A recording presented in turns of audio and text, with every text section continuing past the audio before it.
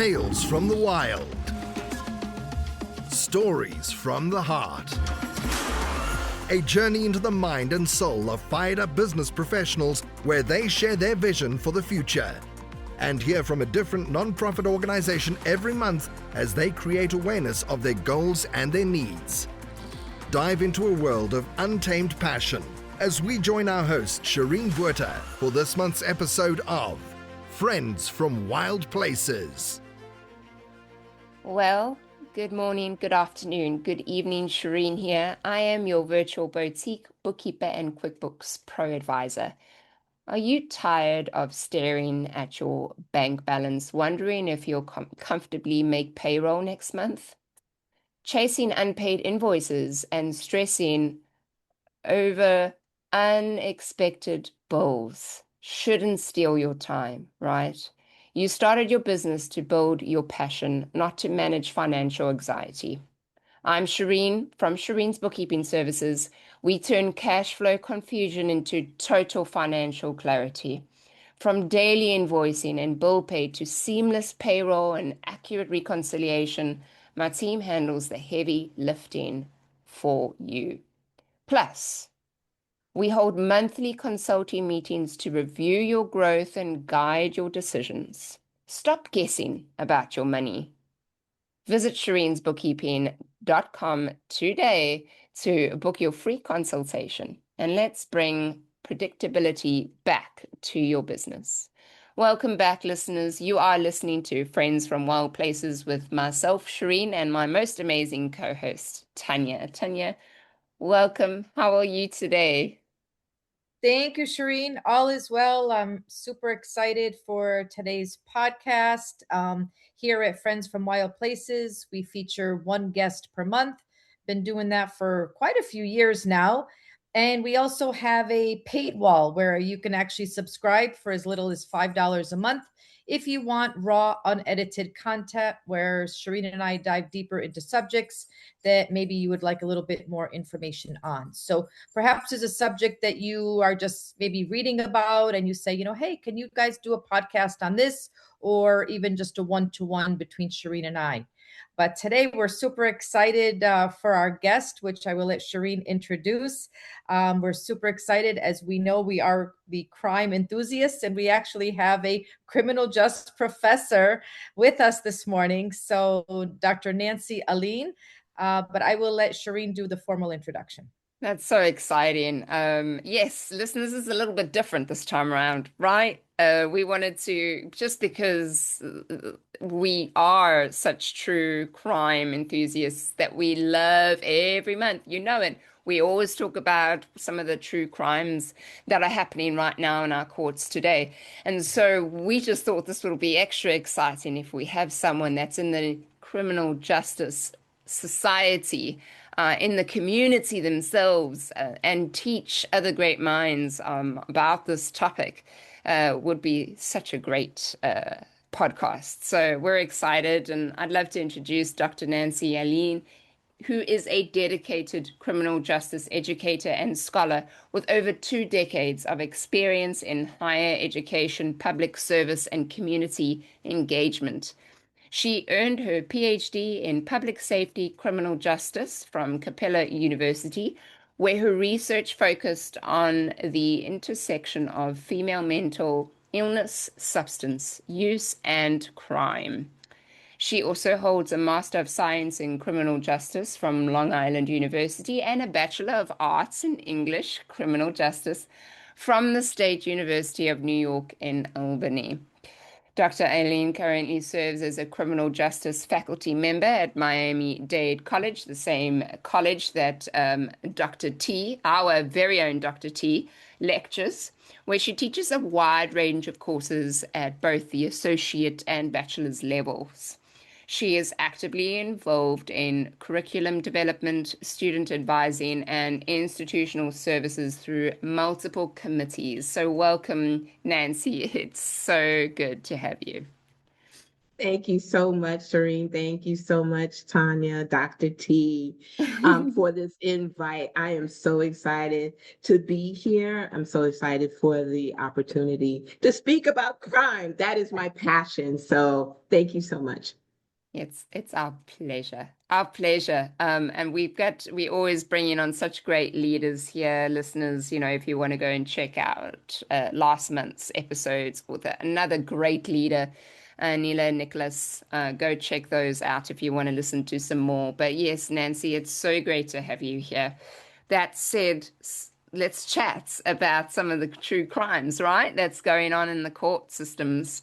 This one is quite interesting as well. I'll tell you a little bit so that we can all get up to speed on this case specifically. So in December 2024, United Healthcare CEO Brian Thompson was shot and killed outside a Midtown Manhattan holiday a hotel. But that's, I mean, listeners, if you've gone and actually seen the recording, it's quite frightening. They caught it on the CCTV. It was so hectic to see. But the masked shooter fled on an e-bike, leaving behind words like delay and deny carved into the shell casings.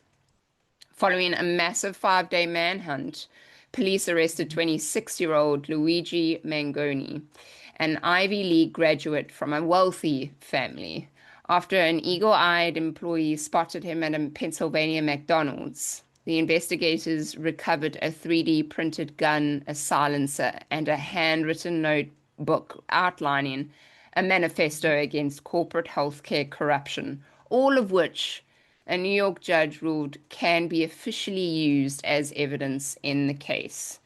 So, instead of generating widespread public grief, the case sparked intense debate as online communities crowdfunded over $1.5 million for, I hope I'm saying his last name right, Mangione? I believe so, Mangioni's defense, right. So his defense, viewing him as a modern-day Robin Hood fighting a broken system. Okay, let's get into this, right? I get it, I understand it from both sides of the coin, but yeah, as I said, let's chat. I have a question, ladies, for both of you. If you were the jury for this specific trial, do you think you could truly separate your own frustrations with insurance companies and corporate greed from the literal facts of the violent crime? Or is it completely unbiased jury actually impossible here? Is it completely impossible to have an unbiased jury? So, what do you think? Who wants to go first? Tanya? All right. Well, so first of all, I'm super excited again. I just want to reiterate my enthusiasm for having Dr. Nancy on this morning for our show and for the podcast, and hopefully getting her message out and sharing a little bit of her journey. So, regarding this case, Shireen, to answer your question, so I, I'm only speaking from my perspective. I personally feel that I could be an unbiased juror if it was appointed to this case. I don't have a TV, as many of their listeners know. So if I'm called as a juror for jury duty, I always feel that I have the best interest at heart. So for me personally, I do feel that I can maintain truly unbiased regarding of whatever belief I may have personally. And how about you, Dr. Nancy? I have the same belief as well. I really would like to believe that I could do that. Sit on a jury as this particular jury and be totally unbiased and look at the facts alone. That's not to say that the evidence that will be presented may have an emotional effect, but us putting all of that aside, right? You're looking at the facts. The facts have to be presented in a way. Rule of law has to stand. And based on that alone, I do believe I could be unbiased in this particular instance. Yes. Yeah. Because, guys, let's just be real here. When it comes to the medical aid, health insurance, they've always been difficult to pay out. The long processes that we have to go through when it comes to our claims to these businesses, they are at the end of the day just a business, right? We've Yes. had these gripes and grimes and irritations with them because why can't they just pay out? I pay a monthly premium to them every single month, and I haven't had any claims. And now finally, I've landed up in hospital, and I really, really need them to cover these massive expenses of x-rays and MRIs. And now they don't want to pay out. I get it. I get it. We've all been there. In some Right. way, shape, or form, we've all been there. But they are a business at the end of the day. And quite frankly, too many people are getting on this bandwagon to try and take justice in their own hands and Mhm. shoot or kill somebody that they think is evil or in the wrong or based on your opinion or maybe multi-millions of people's opinions that that person is evil and needs to die. I know that's dramatic, but isn't that what's just happened here? That's exactly what's just Absolutely. happened here, Absolutely. And to and your point, Shireen, many people look at what you're just saying, and see the injustice in the health insurance agency, see the injustice in the pharmaceuticals company, see the injustice in the hospitals, because these entities, at the end of the day, like you said, are businesses. They're for-profit businesses. So how do you make a profit? You have to deny some claims, because if you don't deny those claims, how are you going to meet your bottom line? Right? Because it is for profit. And society sees this, regular people sees that, and they understand that. And because of that, there's frustration, there's anger, and they think that um, it shouldn't be that case. And in many other countries, it's not that case, right? Here in the United States, it's for profit. It you have the health insurance, the pharmaceuticals, and the hospitals all working together. They're all working hand in hand together, and and that's where the frustration comes about. So when this incident happened, you see many people are like, okay, so what? Yeah, okay, good. So the empathy is lost. The empathy is gone because they themselves were in a situation where their coverage was denied. So they can totally understand. I believe you said earlier, Shireen, from the Robin Hood perspective, that Mangione did this, trying to create a sense of justice, but taking it into your own hands, mm, mm-mm. It's never worked. It's never gonna work. Just let the justice do their thing. The justice courts are there for a reason. Um, that's what they stand for. It's to hold people accountable for their crimes that they have committed. So yeah, I just see it so often, more and more these days, where there are people that think that they're going to take the law in their own hands and kill people off that they think deserve to be killed off. So we should stop doing that, guys. Seriously, let's get off that bandwagon ASAP. right. And there's other ways that we can show our outrage, right? There's protests, there's signing petitions, there's calling your congressperson, your representative, there's sit-ins that can happen. There's other things that can be done as a community other than taking someone's life. Yes, yes, yes, Mhm. yes. I agree with that. Thanks, guys. This is we could go on forever about this specific case, but I'm going to move on. But it's just very interesting case. Um, and I'm not sure where it is currently. But I think it's in September this year. That's the next date that's been set for the next court date. So I'd be interested to see what's next in Absolutely. this case. So with that, let's get more into you, Nancy, because I'm excited just to hear more about your opinion and just where you've come from. But before we go any further, Quote of the day, quote of the month, should I say, more importantly. Quote of the month is from our very own Nancy. And we've heard this quote before, listeners, but it is so true, and we should be living this out on our day-to-day lives. And it is, treat others as you would like to be treated. Treat others as you would like to be treated. Nancy, what does that quote mean to you? Do you want to elaborate some more with us? Sure. That quote is something that I live by. Many people today are self-absorbed. They are into themselves. It's all about what they have, what they don't have, and forget the next person, screw the other person. If we would take that quote, if we would live by treat others as you would want to be treated, I believe that we would have a different society, right? We're looking out for our neighbors. We're helping one another. We're speaking to the other person the way that we would want to be spoken to, right?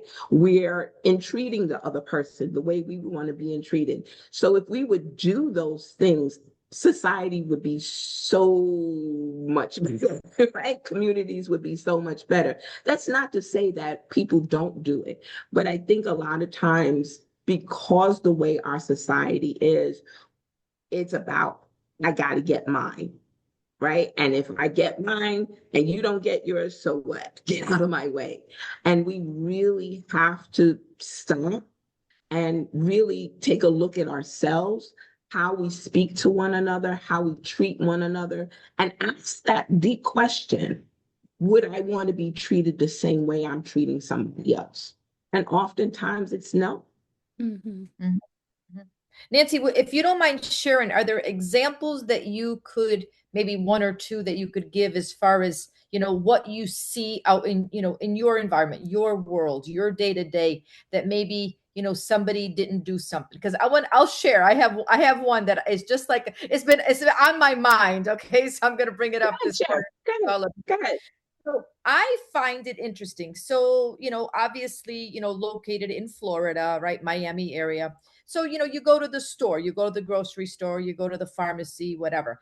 I find it fascinating that when people open the door, okay, they let themselves in. And I could be literally, without exaggeration, maybe 2 feet behind them. I mean, obviously, personal space. I mean, I'm not, hogging their space, but I'm like literally like right behind them for the door, and they won't hold it. Like many of them, this is not, I mean, and I'm not saying everybody here, please do not misunderstand the question, but it's happened to where, like, and I've seen it with younger folks, older folks, and I just don't know. It's like, because I will share with you, when I'm going in, I literally hold the door open and allow other people in, and then I will follow. So to me, it's like a wow, like when somebody doesn't even quote unquote hold the door, and you're within 3-4 feet at most. So what's your take on that? And what, maybe you share what not bothers you, but what have you experienced lately that can relate to your quote? To your point, Tanya, I've experienced that as well. And I chalk it up to maybe cultural or upbringing. We're seasoned women here, so we're from a generation where we were taught, right, to look out for the other person and to respect the other person maybe a little bit more than the current generation or newer generations, right? So that could be a reason why that is as well. And it could be a cultural thing as well. Miami's a melting pot, so we have so many different other cultures coming here. It could be, I don't know. It annoys me as well, Tanya. It does. Or when you hold the door and someone doesn't say thank you, right? Mm-hmm. It's just common courtesy. If you held the door, wouldn't you want somebody to say thank you and acknowledge the nicety that you just did? Driving on I-95, right? That alone, treat others as you would want to be treated, right? Do you cut people off? Going into the stores, standing online, right? Customer service, being cursed out. It's just we seem to be so angry all the time as a society, and we seem to be so rushed as a society.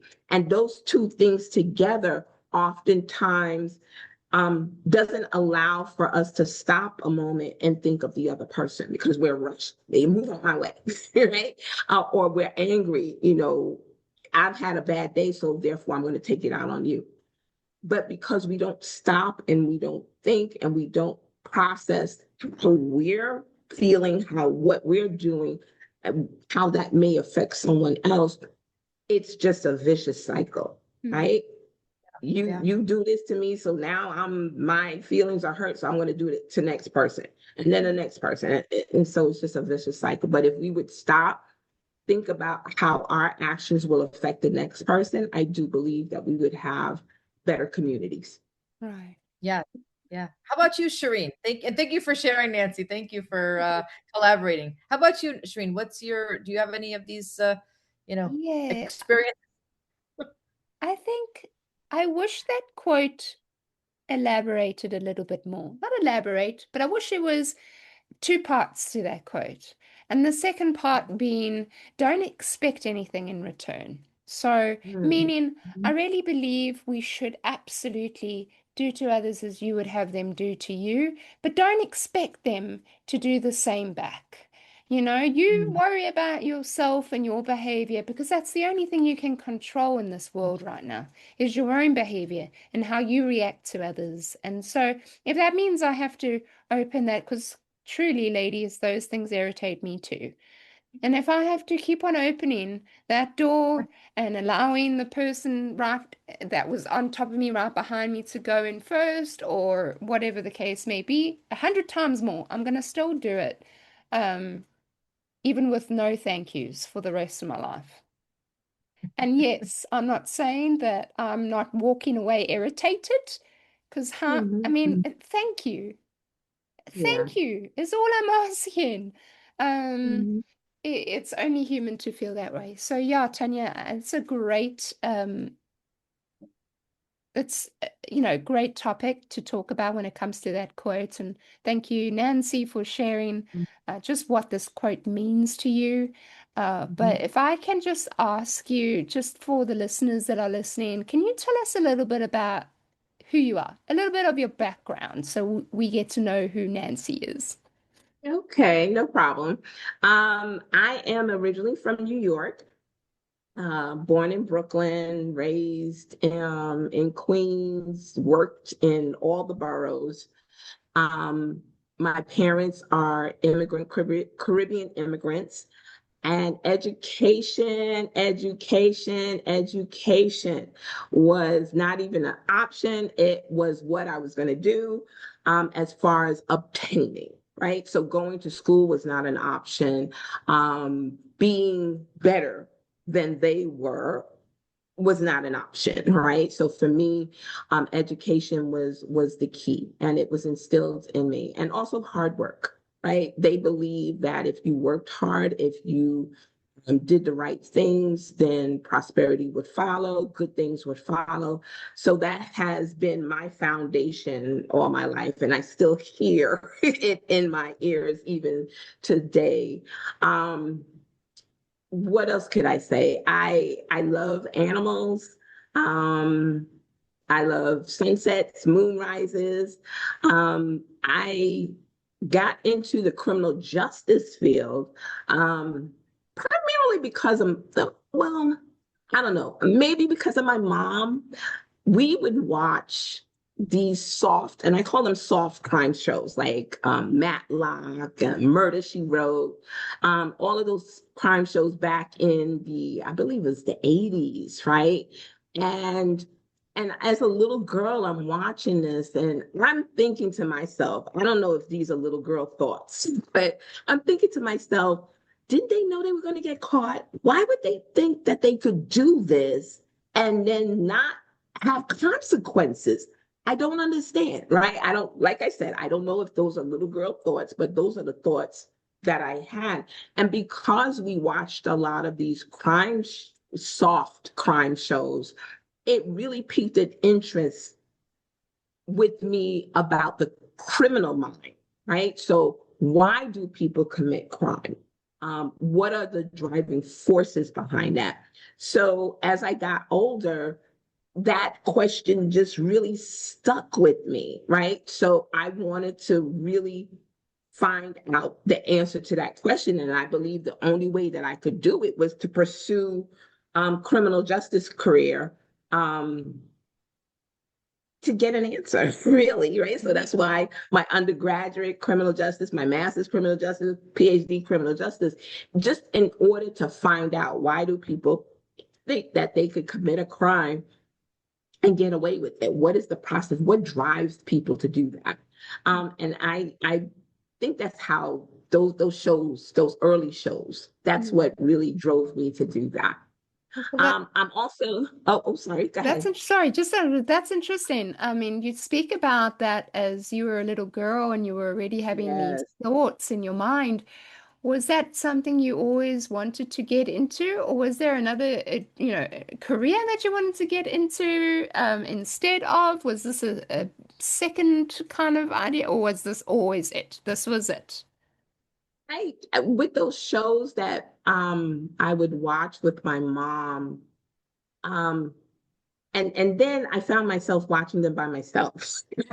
So I can't remember any other field. My mom was a ICU nurse. Maybe I thought about nursing in the medical field. Maybe I did. I don't recall. I don't remember. Maybe I did. I have a lot of doctors and nurses in my family. So it would not have been a stretch for me to go into the medical field.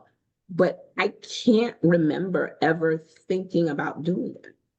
That's so interesting. That's interesting that it was just, since a little girl, that was it. This is what I That's want it. to do. This is just it. Exactly. Exactly. It is fascinating when I think back because it's not the first time I've been asked that question.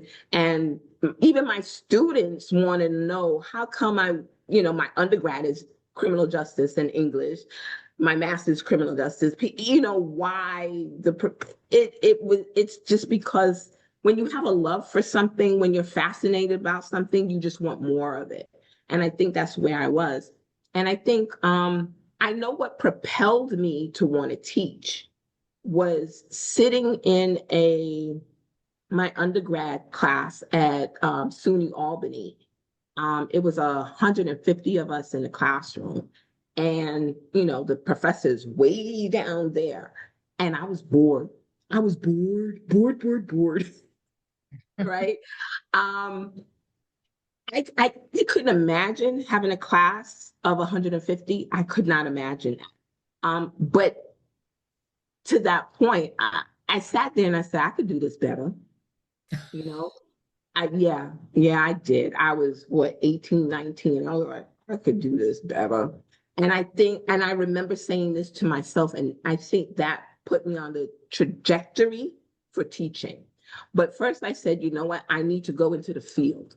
I need to go into the field, get some experience, then go into the classroom because I felt, and this is no knock on anybody else, I felt that having field experience, real world experience, added to the knowledge, the book knowledge that you would bring, right? So you would get maybe an added advantage, right? Having been in the field. So I was a probation officer. Well, my last assignment was probation, which I enjoyed. I loved. I would have still been in New York as a probation officer if New York did not have snow. But it had snow and I couldn't take it anymore. So, to do what you had to do. So once I left probation and came to Florida, I said, do I want to do probation again? Or is it time to teach? And it was time to teach. And I had a fantastic mentor who, Dr. Michael Whalen, who took a chance on me because I did not have any teaching experience coming from New York. And he said, you can do this. I said, really? Okay. If you believe I can, I know I can. And he took a chance on me, hired me, and I've been teaching ever since. And that's since 2004. Wow. That's so What an cool. amazing journey. Amazing journey. Tune in next week for part 2 from Friends from Wild Places. You've been listening to Friends from Wild Places with Shireen Bueta. Be sure to subscribe to the podcast from the links to catch every episode and unleash your passion.